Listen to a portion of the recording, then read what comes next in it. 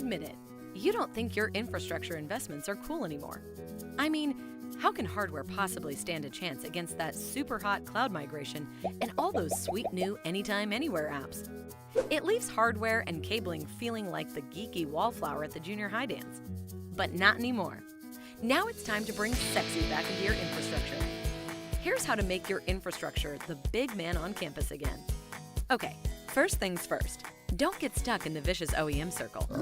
You know how it goes. Every technology manufacturer has an agenda that revolves around creating a line of products, getting you to invest in them, offering them for a period of 3 to 4 years, then expiring them and offering a whole new line of products. And round it goes ad nauseum.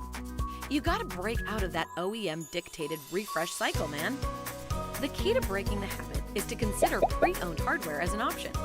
With pre-owned gear, you can extend your investment's life cycle longer and only upgrade when it makes sense for you. And don't even sweat that myth about pre-owned equipment being unreliable. Research shows that newer equipment actually has a higher failure rate, and that rate decreases dramatically on hardware that has been in use for a while.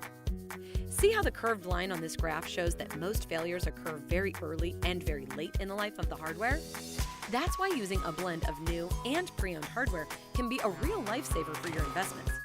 You have infrastructure options at your disposal that put you in control, extending the life cycle of your investments and still delivering quality and reliability. Now who's the big man on campus? Rock on, Infrastructure Master!